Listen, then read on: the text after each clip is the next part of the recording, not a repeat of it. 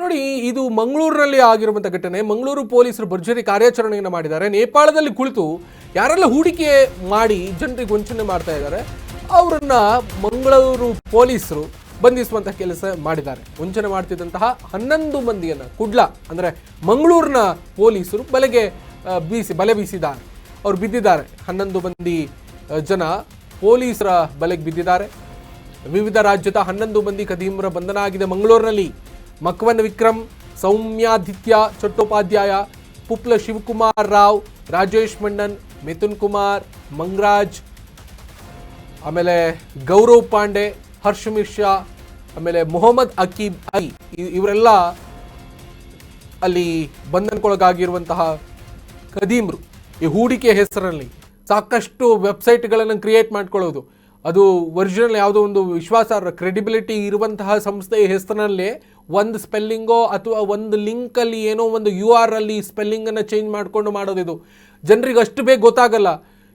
ಏನೋ ಒಂದು ಆಫರ್ ಇದೆ, ಏನೋ ಒಂದು ಆದಷ್ಟು ಬೇಗ ನಮಗೆ ಮ್ಯೂಚುವಲ್ ಫಂಡು ಅದು ಇದು ಇನ್ನೊಂದು ವಿಷಯದಲ್ಲಿ ಹೂಡಿಕೆ ಮಾಡಿದರೆ ನಮಗೆ ಹೆಚ್ಚು ಆದಾಯ ಬರುತ್ತೆ ಅನ್ನುವಂತಹದ್ದನ್ನು ನಂಬಿಕೊಂಡು ಹೂಡಿಕೆ ಮಾಡೋದಕ್ಕೆ ಮುಂದಾಗ್ತಾರೆ. ಸೊ ಇಂಥವರೆಲ್ಲ ಎಷ್ಟರ ಮಟ್ಟಿಗೆ ಕಾರ್ಯಾಚರಣೆಯನ್ನು ಮಾಡ್ತಾ ಇದ್ದಾರೆ ನಮ್ಮ ದೇಶದಲ್ಲಿ, ನಮ್ಮ ರಾಜ್ಯದಲ್ಲಿ ನಿರಂತರವಾಗಿ ಆ ಸೈಬರ್ ಕ್ರೈಮ್ಗೆ ಸಂಬಂಧಪಟ್ಟ ಹಾಗೆ ಒಂದು ಮಾಹಿತಿ ವಿವರಗಳನ್ನು ನೀಡ್ತಾ ಇದ್ದರೂ ಕೂಡ, ನಾವು ಟೆಕ್ನಿಕಲಿ ಎಷ್ಟು ಇಂಪ್ರೂವ್ ಆಗಿದ್ರು ಕೂಡ ಇಂತಹ ಜಾಲಗಳನ್ನು ಪತ್ತೆ ಹಚ್ಚುವಲ್ಲಿ ನಾವು ಸೋಲ್ತಾ ಇದ್ದೀವಿ ಅನ್ನೋದು ಕೂಡ ನಿಜ. ನೌಷಾದಲ್ಲಿ ಇರಲಿ, ರಾಜೀವ್ ರಂಜನ್ ಕುಮಾರ್, ಆಮೇಲೆ ಓಂ ಪ್ರಕಾಶ್ ಯಾದವ್ ಬಂಧಿತ ಆರೋಪಿಗಳು ಅನ್ನೋದಾಗಿ ತಿಳಿದು ಬಂದಿದೆ. ಒಟ್ಟು 11 ಮಂದಿ ಆರೋಪಿಗಳನ್ನು ಬಂಧಿಸಿದ್ದಾರೆ. ನೇಪಾಳದಲ್ಲಿ ಕುಳಿತುಕೊಂಡು ಭಾರತೀಯರನ್ನ ಟಾರ್ಗೆಟ್ ಮಾಡ್ತಿದ್ದಾರೆ. ನೋಡಿ, ಇವರು ಈ ಟಾರ್ಗೆಟ್ ಮಾಡಿ ನೂರಾರು ಕೋಟಿ ವಂಚನೆಯನ್ನು ಮಾಡುವುದಕ್ಕೆ ಪ್ಲಾನ್ ಮಾಡ್ಕೊಂಡಿದ್ದಾರೆ. ಮಂಗಳೂರು ನಗರ ಸೆನ್ ಕ್ರೈಮ್ ಪೊಲೀಸರಿಂದ ಬಂಧನ ಆಗಿದೆ ಈ 11 ಮಂದಿಯವರದ್ದು. ಬಂಧಿತರಿಂದ ಒಂದು ಲ್ಯಾಪ್ಟಾಪ್, ನೋಡಿ ಒಂದು ಲ್ಯಾಪ್ಟಾಪ್ ಇದ್ರೆ ಸಾಕು, 21 ಮೊಬೈಲು, 20 ವಿವಿಧ ಕಂಪನಿಯ ಸಿಮ್ ಕಾರ್ಡ್ಗಳು.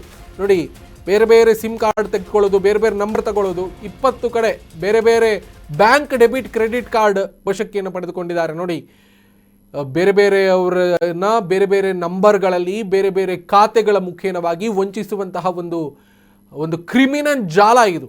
ಈ ರೀತಿಯಾಗಿ ಈ ಥರದ ಒಂದು ಜಾಲ ನಿರಂತರವಾಗಿ ನಮ್ಮ ದೇಶದ ಉದ್ದಗಲಕ್ಕೂ ಹರಡಿಕೊಂಡಿದೆ. ಈಗ ಸೈಬರ್ ಕ್ರೈಮ್ ಅವರು ಒಂದು ಎಚ್ಚರಿಕೆಯನ್ನು ವಹಿಸಿಕೊಂಡು ಒಂದು ಜವಾಬ್ದಾರಿಯುತವಾಗಿ ಇಂಥವರ ಜಾಲವನ್ನು ಪತ್ತೆ ಹಚ್ಚುವುದಕ್ಕೆ ಕಾರ್ಯಾಚರಣೆಯನ್ನು ಮಾಡ್ತಾ ಇದ್ದಾರೆ. ಮಂಗಳೂರಿನಲ್ಲಿ ಒಂದು 11 ಜನನ ಮತ್ತು ಬೆಂಗಳೂರು ಸುತ್ತಮುತ್ತ ಭಾಗಗಳಲ್ಲಿ ಒಂದಿಷ್ಟು ಜನರನ್ನು ಬಂಧಿಸುವಲ್ಲಿ ಸೈಬರ್ ಕ್ರೈಮ್ ಮತ್ತು CID ಪೊಲೀಸರು ಯಶಸ್ವಿಯಾಗಿದ್ದಾರೆ ಅನ್ನುವಂಥ ಮಾಹಿತಿ ಈಗ.